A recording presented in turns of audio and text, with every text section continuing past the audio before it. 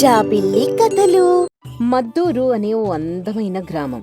అక్కడ శంకరయ్య తన తమ్ముడు రమణయ్యతో కలిసి జీవిస్తూ ఉంటాడు. వారిది ఉమ్మడి కుటుంబం. పిల్లలు, తోడికోడళ్ళు అందరూ చక్కగా కలిసిమెలిసి ఉండేవారు. ఊర్లో అందరూ వీరి కుటుంబాన్ని చూసి ముచ్చటపడేవారు. ప్రతిరోజూ అన్నదమ్ములిద్దరూ కలిసి పొలానికి వెళ్లడం, పిల్లల్ని బడికి తీసుకుని వెళ్లడం చేస్తూ ఉండేవారు. ఎప్పట్లానే ఓ ఉదయం వారలా వెళ్తూ ఉండగా ఊరి పెద్ద మనిషి ఒకరు, చూసావా రంగడు, ఆ అన్నదమ్ములిద్దరూ రామలక్ష్మణుల్లా కనిపించటం లేదు? అవును పెద్దయ్యా, ఎంతైనా సుందరయ్య గారి పెంపకం అంటే ఆ మాత్రం ఉండాలి. అవును, మహానుభావుడు, నా ఆప్తమిత్రుడు వాడు.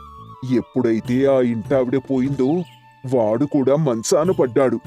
గుర్తొచ్చినప్పుడల్లా బాధేస్తుందయ్యా. ఊరుకోండి పెద్దయ్యా, మనిషి అన్నాక ఏదో ఒక రోజు పోవాల్సిందే కదా. నిజమే అనుకో, కాని ఈరోజు ఆ ఇద్దర్నీ చూస్తే భలే ముచ్చటగా అనిపిస్తుందిరా. తల్లి తండ్రి లేకపోయినా సరే ఇంకా ఈ అన్నదమ్ములిద్దరూ చక్కగా ఒకే ఇంట్లో ఉంటూ పొలం పనులు చూసుకుంటున్నారు. నిజమే పెద్దయ్యా, ఆ ఇంటికొచ్చిన కోడళ్ళు కూడా ఒకే తల్లి బిడ్డల్లా కలిసిమెలిసి ఉంటున్నారు. ఇదంతా పక్కనే ఉంటూ విన్న కృష్ణమూర్తి ఏదో మాట కలపాలి కదా అన్నట్టు, ఆ ఇప్పుడు బానే ఉంటుందిలే. వాళ్ళ నాన్న ఈ మధ్యనే కదా కాలం చేసింది. ఓ ఏడాది పోతే అందర్లానే వీళ్ళు కూడా ఆస్తి అంటూ తగాదాలు మొదలెడతారు. అదేమీ లేదులేవయ్యా, చూస్తూ ఉండు, వారిప్పటికీ ఇలానే ఉంటారు.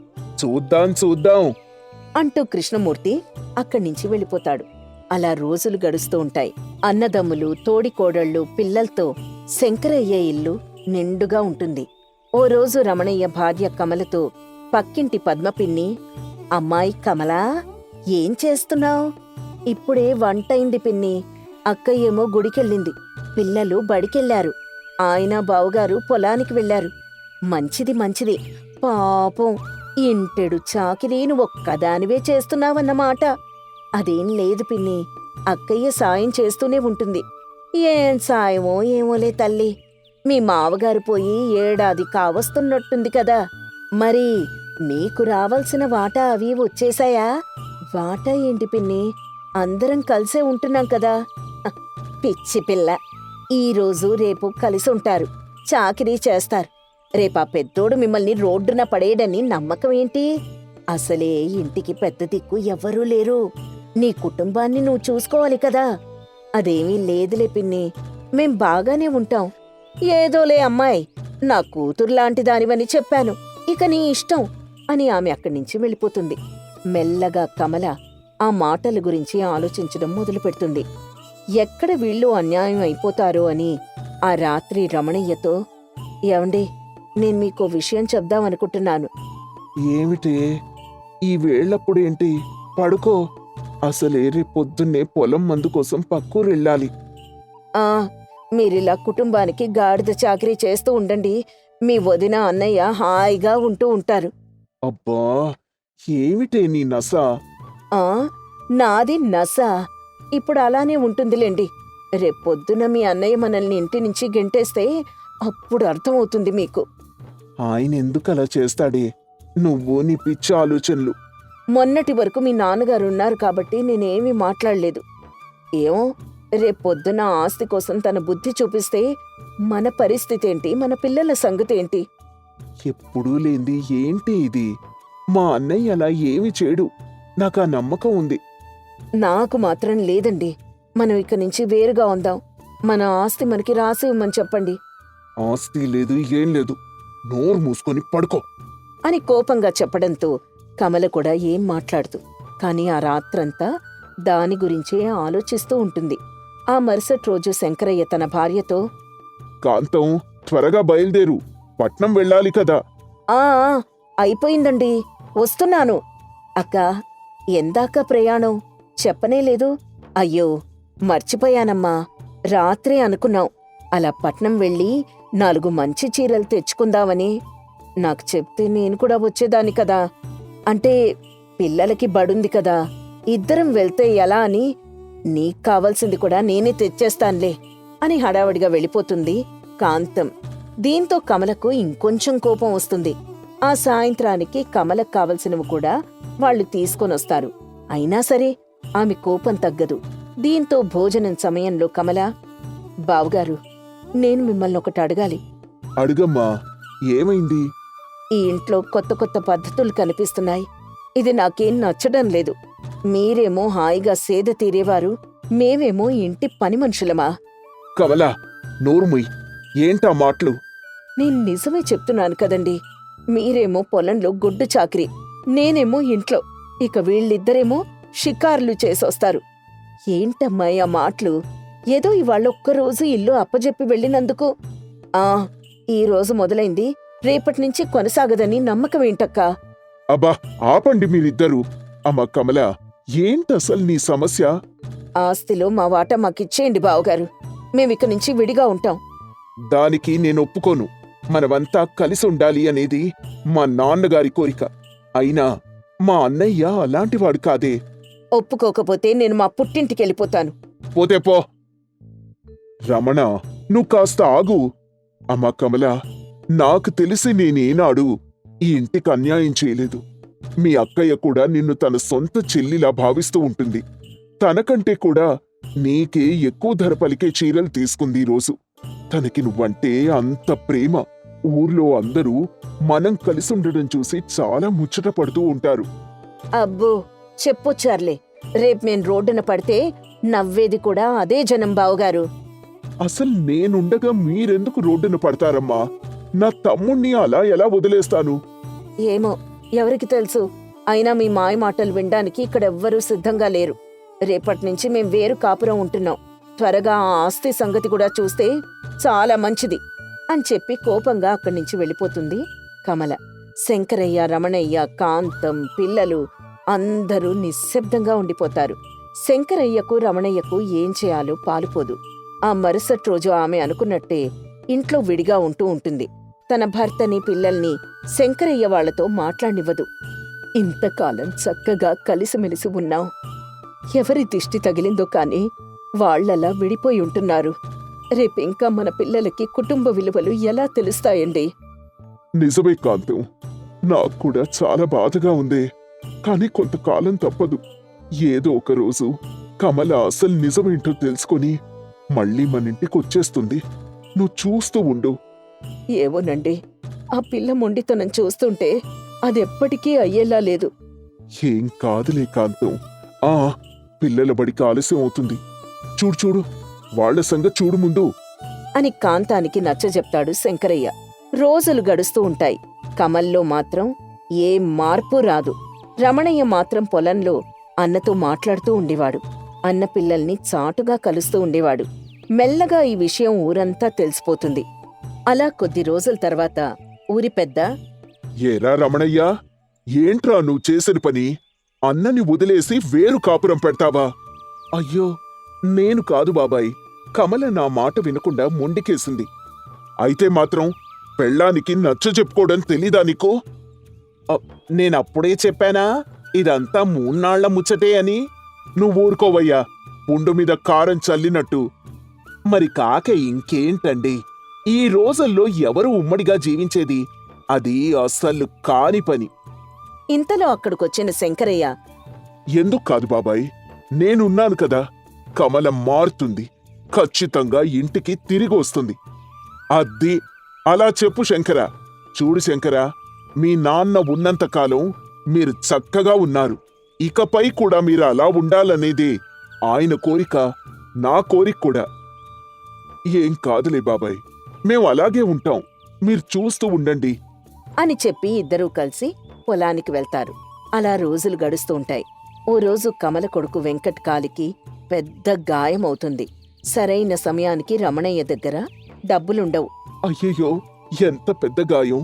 వైద్యం చేయించడానికి నా దగ్గర డబ్బు లేదే. ఇప్పుడు ఏం చేయాలి? అలా అంటారేంటండి? ఎవరినైనా డబ్బు అప్ప అడగండి. ముందు పిల్లాణ్ణి ఆస్పత్రికి తీసుకుని వెళ్ళాలి అని కంగారుగా కొడుకుని తీసుకుని ఆస్పత్రికి వెళ్తుంది కమల. రమణయ్య ఎంత ప్రయత్నం చేసినా డబ్బు దొరకదు. దీంతో కమల దగ్గరకొచ్చి, కమలా, ఎంత ప్రయత్నించినా నాకు డబ్బు దొరకలేదే. అవునా? ఇప్పుడు ఏం చేయాలండి? అసలు ఏంటి మనకి పరిస్థితి? ఎందుకు ఇలా జరిగింది? మనం అన్నయ్య దగ్గర ఉండిపోవాల్సిందే. నీ మాట విని ఇంటి నుంచి వచ్చేసాను చూడు. అని భార్యాభర్తలిద్దరూ గొడవ పడుతూ ఉండగా కాంతం, శంకరయ్య తమ ఇద్దరు పిల్లల్ని తీసుకుని పరుగు పరుగున ఆస్పత్రికొస్తారు. రమణా, ఏంట్రా ఇది? పిల్లాడికి ఇంత ప్రమాదం జరిగితే చెప్పాల్సిన అవసరం లేదా? కమలా, ఏంటమ్మా నువ్వు కూడా? మన మధ్య ఎన్నో ఉంటాయి. అంత మాత్రానికి ఆపదొస్తే చెప్పుకోకూడదా? సమయానికి పెద్ద అయిన విషయం చెప్పాడు కాబట్టి వచ్చాం. ఇదిగోండి, ఈ డబ్బు తీసుకొని ముందు పిల్లాడికి వైద్యం చేయించండి అని శంకరయ్య డబ్బిస్తాడు. కాసేపటి తర్వాత వెంకట్ స్పృహలోకొస్తాడు. కమలయ్య, రమణయ్య ఇద్దరూ మౌనంగా ఉంటారు. ఊరి పెద్ద కూడా అక్కడికి చేరుకుంటాడు. చూడమ్మా కమలా, ఈ ఇద్దరూ నాకు చిన్నప్పటినుంచి తెలుసు. రామలక్ష్మణుల్లా ఒకే మాట మీద ఉండేవారు. ఈ రోజు వీళ్ళనిలా చూస్తుంటే నాకు చాలా బాధగా ఉంది. అదే మావయ్య. చూడు, ఇప్పుడు నీ కాపుదొస్తే ఊర్లో ఎవరైనా ఆదుకున్నారా? అయినవాడు కాబట్టి శంకరయ్య పరుగున వచ్చాడు. ఇక ఈ పంతాలు అవి పక్కన పెట్టి మీరంతా కలిసి ఉండడం మంచిది. అది మీ పిల్లల భవిష్యత్తుకు కూడా మంచిది అని చెప్పి అక్కడ్నించి వెళ్ళిపోతాడు ఊరి పెద్ద. కమలకు తప్పు చేశానన్న భావన కలుగుతుంది. దీంతో శంకరయ్యని క్షమించమని అడుగుతుంది. బావగారు, నేను తప్పు చేశాను. మన బంధం కన్నా గొప్పదేం లేదండి. మమ్మల్ని మళ్ళీ వదిలిపెట్టకండి. అదేం లేదులేమ్మా. మనసులో ఏం పెట్టుకోకుండా ఇంటికి తిరిగొచ్చేయండి అని రమణయ్యని కౌగిలించుకొని వెళ్ళిపోతాడు శంకరయ్య. పిల్లలంతా కౌగిలించుకున్నారు. మళ్ళీ వాళ్ళింట్లో సందడి నెలకొంటుంది. ఉమ్మడి కుటుంబం అంటే భారం కాదు, అది ఒక ప్రేమగూడు. ఒకరికొకరు తోడుగా ఉంటే ఏ తుఫాను వచ్చినా నిలబడగలరు. చిగురు మామిడి అనే చిన్న ఊరు ఉండేది. ఆ ఊర్లో భానుమతి పేరు చెప్తే అంతా వణికిపోయేవారు. కాని ఆమె భర్త వీర్రాజు మాత్రం చాలా అమాయకుడు. వారికి చాలా ఆస్తి ఉంది. అలా ఊర్లో వారంతా భానుమతి గురించి రకరకాలుగా మాట్లాడుకుంటూ ఉండేవారు. గ్రామానికి కొత్తగా ఒక వ్యక్తి వస్తాడు. అతను, ఏమండి, ఈ రోజు భానుమతి గారు ఏమైనా కనిపించారా? అమ్మో, ఇప్పుడు ఆవిడతో నీకేం పని? అంతలా ఆమె గురించి ఆరా తీస్తున్నావు? ఎందుకండి ఆమె అంటే అందరూ అంత భయపడుతున్నారు? ఊరికి ఈ మధ్యనే వచ్చావు కదా, ఆమె గురించి నీకింకా పూర్తిగా తెలియదు అనుకుంటాలే. అసలు ఏమైందండి? ఎందుకు ఆవిడ గురించి అంతా ఇలా మాట్లాడుకుంటున్నారు? మరి లేకపోతే ఏంటయ్యా, భానుమతి గారితో మాట్లాడ్డం అంటే మాటలా? ఆమెతో మాట్లాడ్డం అంటే పులి నోట్లో తల పెట్టినట్టే. కానీ ఏ మాటకా మాట. ఆమె భర్త వీర్రాజు మాత్రం నోట్లో నాలుకలేని అమాయకుడయ్యా. అవునా?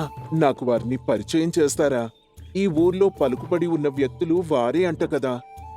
నాకు కాస్త వారితో పనుందండి. నీకు వారితో ఏం పనుందో మాకు తెలియదు కాని ఆవిడతో మాట్లాడేటప్పుడు మాత్రం నోరు అదుపులో పెట్టుకొని చాలా జాగ్రత్తగా మాట్లాడు. అర్థమైందా? ఆ సరేనండి. ఇంతకీ వారి ఇల్లెక్కడా? ఆ పక్కనే పొలంలో ఉన్నారు. అక్కడికి వెళ్లి వారిని కలవచ్చు అని చెప్పగానే ఆ వ్యక్తి అక్కడి నుండి వెళ్లి వారిని కలుస్తాడు. అక్కడ భానుమతిని చూసి ఆశ్చర్యపోతాడు. పట్టుచీర కట్టుకుని ఒంటి నిండా నగలతో ఉంటుంది. అమ్మా, భానుమతి గారు. ఆ ఎవరది? ఏం కావాలి? అమ్మా, నా పేరు శివ. నేను ఈ ఊరికి ఈ మధ్యనే వచ్చాను. అయితే ఏం చేయమంటావ్? అబ్బా భానుమతి, అతన్నలా భయపెట్టకు. ముందతన్ని పూర్తిగా విషయం చెప్పనివ్వు. మీరు ఊరుకోండి, మీకేం తెలీదు. అసలే ఈ మధ్య మాయమాటలు చెప్పేవాళ్లు ఎక్కువైపోయారు. అందరితో మృదువుగా మాట్లాడితే కుదరదు. అది కాదు, అందరూ ఒకేలా ఉంటారనుకుంటే ఎలా చెప్పు? మీకేం తెలీదు, ఊరుకోమన్నానా? అమ్మా, అయ్యగారు చెప్పింది నిజమే. నేను అలాంటోణ్ణి కాదమ్మా. నేను చెప్పింది ఒకసారి వినండి. సరే చెప్పు, నువ్వొచ్చిన పనేంటి? అమ్మా, నేను ఈ ఊరికి కొత్తగా వచ్చాను. ఏదైనా పని దొరుకుతుందేమో అని ప్రయత్నిస్తున్నాను. కానీ ఎక్కడా దొరకడం లేదు. ఈ ఊర్లో బాగా పలుకుబడి ఉన్న వ్యక్తులు మీరే అని తెలిసింది. మీ దగ్గర ఏదైనా పని దొరుకుతుందేమో అని వచ్చాను. పనా? పనిలేదు, ఏం లేదు. అస్సలు నువ్వెవరో ఏంటో తెలియకుండా నిన్నెలా నమ్మేదయ్యా? అసలే ఊరివాణ్ణి కాదు అని కూడా అంటున్నావు. అమ్మా, మీరే ఇలా అంటే ఎలా? నేను మిమ్మల్ని నమ్ముకునున్నాను. కాస్త ఆలోచించండి. పని లేదు ఏమీ లేదు అని చెప్పాను కదా, వెళ్ళిపో ఇక్కడి నుంచి. అయ్యో భాను, అతను అంతలా బ్రతిమలాడుతున్నాడు కదా, మనకెలాగో చాలా పొలాలున్నాయిగా, వాటిలో ఏదో ఒక పని చేసుకుంటాడులే. మీరుండండి, మీకేం తెలీదు. ఇలాంటి వాళ్ళని నమ్మకూడదు. ఎక్కడి నుంచో వస్తారు, మనల్ని నమ్మించి మోసం చేస్తారు. భానుమతి వీర్రాజు వైపు కోపంగా చూస్తుంది. దాంతో వీర్రాజు ఇంకా మౌనంగా ఉండిపోతాడు. ఇక్కడే పని లేదు గాని నువ్విక వెళ్ళొచ్చు. అది కాదమ్మా. వెళ్ళమని చెప్పాను కదా అని కోపంగా చెప్పగానే శివ అక్కడి నుంచి బాధగా వెళ్ళిపోతాడు. ఈ విషయం ఊర్లో అందరికీ తెలుస్తుంది. దీంతో ఆ సాయంకాలం ఊర్లోని ఆడవారు, చూసావా భాగ్యం వదినా, ఆ భానుమతికి ఎంత పొగరో. కొత్తగా మళ్ళీ ఏం జరిగిందొదినా, నీకీ విషయం తెలీదా? ఊర్లోకి కొత్తగా వచ్చిన పిల్లాడున్నాడు కదా, ఎవరు? పొడుగ్గా ఉంటాడు, అతనేనా? ఆ అతనే వదినా. ఆ మొన్నేదో భానుమతిని కలవడానికి వెళ్ళాడని విన్నాను. ఇంతకీ ఏమైంది? ఇంకేం కావాలి? పాపం పిల్లాడు పొట్టకూటి కోసం పని అడగడానికెళ్తే చీవాట్లు పెట్టి పంపించిందట ఆ భానుమతి. సరిపోయింది. అయినా భానుమతి గురించి తెలియందా? అందరి మీద నోరేసుకొని పడిపోతుంది. మరే ఆమె భర్త ఎలా వేగుతున్నాడో ఏంటో. అసలే నోట్లో నాలుక లేని అమాయకుడు. అవునుదినా, అయినా వాళ్ళ విషయాలు మనకెందుకులే, వెళ్ళి వంట చేయాలి. ఇక వెళ్ళొస్తానొదినా. సరే సరే వదినా, నేను కూడా వెళ్తాను మరి అని ఎవరింటికి వాళ్ళు వెళ్ళిపోతారు. ఇలా ఊర్లో వాళ్ళంతా రకరకాలుగా మాట్లాడుకుంటూ ఉంటారు. రోజులు గడుస్తూ ఉంటాయి. భానుమతి నోటికి అంతా భయపడుతూ ఉంటారు. ఆమె భర్త మాత్రం ఏమీ చెప్పలేకపోతాడు. కాని ఊర్లో భానుమతికి తెలియకుండా అతను సాయం చేస్తూనే ఉంటాడు. అలా రోజులు గడుస్తూ ఉంటాయి. ఓ రోజు ఊరికి వందన అనే ఓ కొత్త పని మనిషి వస్తుంది. చాలా మంచమ్మాయి. ఆమె నేరుగా వీర్రాజుని కలుస్తుంది. అయ్యా, నాకేదైనా పనుంటే ఇప్పించండయ్యా. పనా? అయ్యో, నాకేం తెలీదమ్మా. మా ఆవిడ ఒప్పుకుందే నేను పనిలో చేర్చుకోలేను. అయ్యా అయ్యా, అలా అనకండయ్యా. ఊర్లో అంతా మీ ఆవిడ గురించి చెప్తూనే ఉన్నారు. అందుకే నేను మిమ్మల్ని అడగడానికొచ్చాను. ఎలా అయినా సరే మీరే అమ్మగారిని ఒప్పించాలయ్యా. సరేలే, ఒకసారి ఇంటికి రా, ఏదో ఒకటి చేస్తాను అని వీర్రాజు వందన్ని తీసుకుని ఇంటికి వెళ్తాడు. అక్కడ భానుమతితో జరిగిన విషయం చెప్తాడు. ఏవండి, మీరింత అమాయకంగా ఉంటే ఎలా అండి? ఎవరిని పడితే వాళ్ళని నమ్మొద్దని చెప్పాను కదా. అది కాదు భాను, ఆడపిల్ల ఎక్కడికని వెళ్తుంది చెప్పు. ఈ రోజుల్లో అసలు ముందు ఇలాంటి వాళ్ళని నమ్మకూడదండి. లేదమ్మా, నేను అలాంటి అమ్మాయిని కాదు. బుద్ధిగా పని చేసుకుంటాను, చెప్పిన మాట వింటాను. నన్ను పనిలో పెట్టుకోండమ్మా అని అడగడంతో భానుమతి కూడా ఆలోచిస్తుంది. అమ్మాయి కావడంతో కాస్త జాలిపడి పనిలో పెట్టుకోడానికి సరే అంటుంది. సరే సరే, చూడ్డానికి పద్ధతి గల అమ్మాయిలానే కనిపిస్తున్నావు. ఇంట్లోనే పని చేసుకో. ఏదైనా తేడా వస్తే మాత్రం అప్పుడు చెప్తాను ఈ పని. చాలా ధన్యవాదాలమ్మా, బుద్ధిగా పని చేసుకుంటాను. నువ్వు ఇంత త్వరగా ఒప్పుకుంటావనుకోలేదు భాను. సరే సరే, మీ మీద నమ్మకంతో ఆ అమ్మాయి మీద జాలిపడి ఒప్పుకున్నాను. జాగ్రత్త అని చెప్పగానే మొదట్సారి ఆనందంగా కనిపిస్తాడు వీర్రాజు. ఇక అప్పట్నుంచి వందన భానుమతి ఇంట్లోనే శ్రద్ధగా పనిచేసుకుంటుంది. అయితే ఆ ఊర్లో భానుమతి అంటే పడని ఒక వ్యక్తి ఉంటాడు. అతనే గంగరాజు. ఎలా అయినా భానుమతి పేరుని చెడగొట్టాలని అనుకుంటాడతను. ఏరా రాంబాబు, ఏంటి ఊర్లో కబుర్లు? ఊర్లోకెవరో కొత్త అమ్మాయి వచ్చిందని చెప్పుకుంటున్నారంతా. అవునయ్యా, వందన అని ఎవరో పనమ్మాయి అంట భానుమతి గారి ఇంట్లో పనిచేస్తుందంట. అవునవును, అదే విన్నాను నేను కూడా. అదే అయ్యా, ఎవరికీ పనివ్వని భానుమతి గారా మీకు పనిచ్చింది అంటే అంతా గొప్పగా చెప్పుకుంటున్నారయ్యా. అదేరా, నాకు సందేహంగా ఉంది. ఆ అమ్మాయి నిజంగా అంత మంచి అమ్మాయా? ఈసారి ఈ అమ్మాయి వంకతో ఎలా అయినా ఆ భానుమతి పరువు తీయాలరా. అయ్యా, మనకెందుకు అవన్నీ? మన పనేదో మనం చేసుకుందాం. ఎరా, నోర్లేస్తుంది. నేను చెప్పింది చెప్పినట్టు చెయ్యి. ఇంకొక మాట ఎక్కువ మాట్లాడినా నీకు పని లేకుండా పోతుంది. జాగ్రత్త. అని చెప్పగానే రాంబాబు మౌనంగా ఉండిపోతాడు. అలా కొద్ది రోజుల తర్వాత ఉన్నట్టుండి గంగరాజు ఇంట్లో చోరీ జరుగుతుంది. అది చేసింది వందనని అని ఊర్లో పంచాయతీ పెడతాడు గంగరాజు. భానుమతి, ఏంటి నువ్వు చేసిన పని? అనన్నాడు సర్పంచ్. నేనేం చేశాను? అయినా ఎప్పుడూ లేంది నన్ను పంచాయతీకి పిలవడం ఏంటండి? గంగరాజు ఇంట్లో దొంగతనం జరిగిందట. అది నీ ఇంట్లో పనిచేస్తున్న వందనే చేసిందని గంగరాజు చెప్తున్నాడు. దానికి నువ్వేం సమాధానం చెప్తావు? అయినా వందన దొంగతనం చేయడం ఏంటండి? ఆమెకంత అవసరం లేదు. ఆమె చేసే పనికి తగినంత డబ్బు నేను ఇస్తూనే ఉన్నాను. అదంతా నాకు అనవసరం అండి. భానుమతి, ఆమెను పనిలో పెట్టుకుంది నువ్వే కాబట్టి దానికి బాధ్యత వహించాల్సింది కూడా నువ్వే. దానికి నాకు సంబంధం ఏముందసలు? అయినా ఆగండి, ఇప్పుడే వందన్ని అడుగుతాను అని వందనని పిలిపిస్తుంది భానుమతి. వందనా, ఏంటి నువ్వు చేసిన పని? నమ్మకంగా పనిచేస్తున్నావు కదా అని చనువిస్తే నువ్వూర్లో చేసే పనులు ఇవా? అమ్మా, నేనే పాపం ఎరుగను. నేను మీ ఇల్లు విడిచి మరే చోటికి మరే ఇంటికి వెళ్ళనే లేదు. మరిక్కడ ఊరంతా చెప్తున్న సాక్ష్యం గురించి ఏం మాట్లాడతావు? అదంతా నాకేం తెలీదమ్మా, నిజం. భానుమతి, ఊర్లో వాళ్ళ మాటలు ఎందుకు పట్టించుకుంటావు? విచారణ చేద్దాం, ఆ తర్వాత ఒక నిర్ణయానికి వద్దాం అన్నాడు వీర్రాజు. నువ్వేం మాట్లాడకు. అసలు ఇదంతా నీ వల్లే జరిగింది. ఆ రోజు నీ మాట విని ఉండకపోతే ఈ రోజు ఇలా నలుగురిలో నేను అవమానం పొందేదాన్నే కాదు. అది కాదు భాను, నేను చెప్పేది కూడా విను. నువ్వు అమాయకుడివి, నోట్లో నాలుక లేనివాడివి. అందరితో నేనే మాట్లాడుతుంటే అందరికీ నేనొక రాక్షసిలా కనిపిస్తున్నాను. ఈ రోజు దీనివల్లనే అంతా నన్ను ఇన్నేసి మాట్లాడుతున్నారు. అబ్బా భానుమతి, కోపం తెచ్చుకోకు.